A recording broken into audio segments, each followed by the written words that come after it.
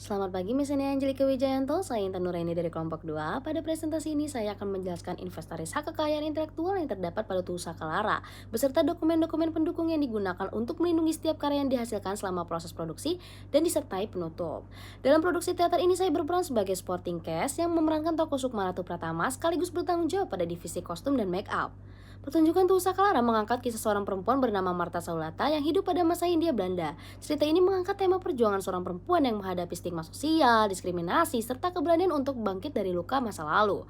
Nuansa budaya Jawa juga menjadi bagian penting dalam pertunjukan ini sehingga seluruh unsur artistik disusun agar sesuai dengan latar cerita. Berikut adalah item HKI divisi kostum dan make up. Item HKI pertama adalah desain kostum karakter. Desain kostum ini termasuk ke dalam hak cipta dengan pencipta sekaligus pemiliknya yaitu tim kostum dan make up. Desain kostum yang kami buat mencakup bentuk pakaian, pemilihan warna, bahan, hingga detail aksesoris yang menjadi identitas masing-masing karakter dalam pertunjukan.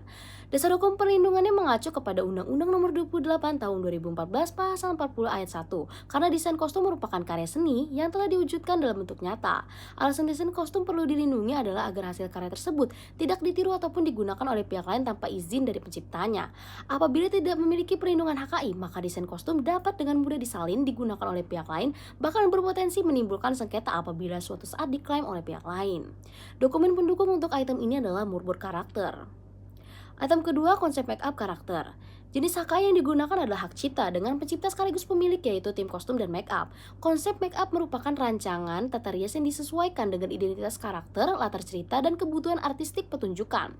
Dasar hukumnya mengacu kepada pasal 40 ayat 1 dan pasal 41 huruf B Undang-Undang Nomor 28 Tahun 2014. Karena yang memperoleh perlindungan adalah tampilan visual yang telah diwujudkan, bukan ide atau konsep yang masih berada dalam bentuk gagasan. Menurut saya, konsep make up layak dilindungi karena penyusunan memerlukan proses riset, eksplorasi karakter, hingga penyesuaian dengan budaya dan suasana cerita. Nilai intelektualnya terletak pada keputusan artistik yang dihasilkan selama proses tersebut. Apabila tidak memiliki perlindungan HKI, konsep make up akan kehilangan kekuatan sebagai aset intelektual produksi karena tidak memiliki dasar hukum yang jelas untuk membuktikan kepemilikan maupun mengatur penggunaan pada produksi berikutnya. Dokumen pendukungnya juga berupa moodboard karakter. Item HKI ketiga adalah moodboard konsep kostum dan karakter.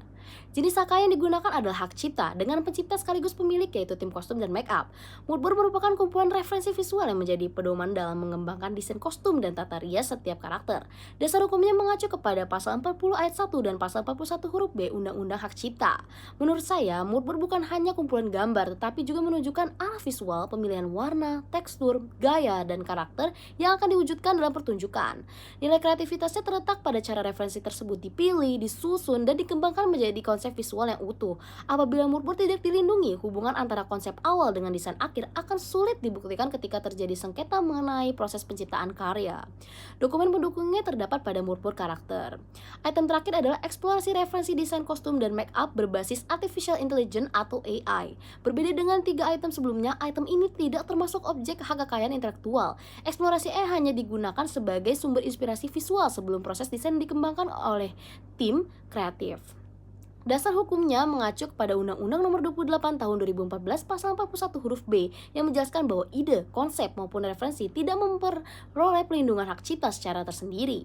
Menurut saya, penggunaan AI tetap memberikan manfaat dalam mempercepat eksplorasi ide, namun hasil AI tidak dapat langsung diklaim sebagai karya yang dilindungi karena belum mencerminkan kreativitas manusia secara penuh. Oleh sebab itu, proses pengembangan lanjutan oleh tim kreatif menjadi bagian yang memiliki nilai intelektual dalam berpotensi memperoleh perlindungan hukum. Selain itu, penggunaan referensi AI juga harus tetap memperhatikan lisensi serta sumber data yang digunakan agar tidak menimbulkan pelanggaran terhadap hak pihak lain. Dokumen pendukungnya terdapat pada lampiran moodboard. Selanjutnya, daftar lampiran. Saya akan menjelaskan daftar lampiran yang mendukung keempat item HKI tersebut.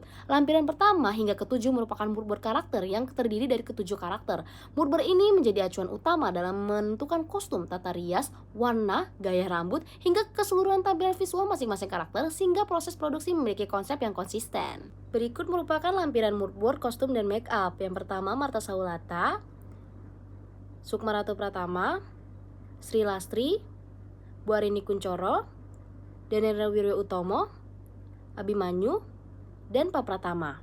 Selanjutnya terdapat dokumen penyerta. Pertama, terdapat dokumen kontrak kerja kreatif. Dokumen ini berfungsi sebagai dasar kerjasama antara production manager dengan pelaksana kreatif. Di dalamnya dijelaskan mengenai ruang lingkup pekerjaan, jangka waktu, kompensasi, kepemilikan hasil karya, hak moral pencipta, kewajiban menjaga kerahasiaan, serta mekanisme penyelesaian sengketa. Keberadaan kontrak ini penting agar hak dan kewajiban kedua belah pihak memiliki kepastian hukum. Dokumen berikutnya adalah perjanjian lisensi penggunaan musik. Dokumen ini memberikan izin kepada tim produksi untuk menggunakan karya musik yang diciptakan oleh anggota tim selama pertunjukan berlangsung.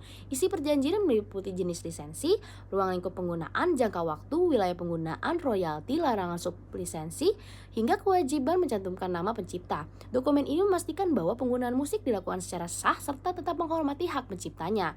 Dokumen berikutnya adalah form persetujuan penggunaan foto, gambar, dan ilustrasi. Dokumen ini digunakan sebagai bentuk tertulis untuk menggunakan moodboard, ilustrasi, maupun referensi visual dalam proyek. Di dalamnya juga diatur mengenai tujuan penggunaan, hak atribusi, batasan penggunaan, serta bentuk modifikasi visual yang diperbolehkan. Dengan adanya dokumen ini, penggunaan karya visual menjadi lebih jelas secara hukum. Selanjutnya adalah surat pemberian izin penggunaan karya. Surat ini merupakan izin resmi dari pemegang hak cipta kepada LSPR sebagai pengguna karya. Isi surat menjelaskan objek yang diberikan izin, bentuk penggunaan, jangka waktu, wilayah penggunaan, sifat izin, hak moral pencipta, serta batasan pengguna karya. Dokumen ini memastikan bahwa karya digunakan sesuai dengan persetujuan penciptanya. Dokumen berikutnya adalah surat izin penggunaan venue. Dokumen ini berisi permohonan penggunaan auditorium LSPR sebagai lokasi pertunjukan. Di dalamnya dijelaskan waktu pelaksanaan, jumlah penonton, kebutuhan teknis panggung, tata suara, pencahayaan, ruang rias, serta penanggung jawab kegiatan. Dokumen ini menunjukkan bahwa penggunaan tempat dilakukan secara resmi dan memperoleh izin. Selanjutnya adalah surat permohonan izin adaptasi naskah. Surat ini diajukan pada pencipta naskah sebagai bentuk penghormatan terhadap hak cipta. Isi surat menjelaskan bentuk adaptasi yang dilakukan, tujuan akademik, dokumentasi, serta komitmen untuk tetap menjaga hak moral pencipta. Dengan demikian, proses adaptasi dilakukan secara legal dan tetap menghormati pencipta karya. Dokumen berikutnya adalah NDA.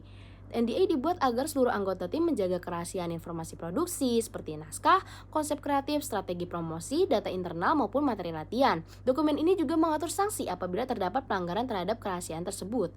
Dokumen terakhir adalah talent atau performer release form. Dokumen ini berisi persetujuan dari performer untuk penggunaan foto, video maupun dokumentasi penampilannya. Dokumentasi juga menjelaskan batas penggunaan, kompensasi, penyataan persetujuan secara sukarela, serta mekanisme apabila performer ingin menarik kembali izinnya. Dengan adanya dokumen ini, penggunaan dokumentasi selama proyek menjadi sah dan tidak melanggar hak pribadi performer. Sebagai penutup, melalui proyek Tugu Sakalaram, saya memahami bahwa hak kekayaan intelektual sangat penting untuk melindungi hasil karya dan menghargai kreativitas setiap anggota tim.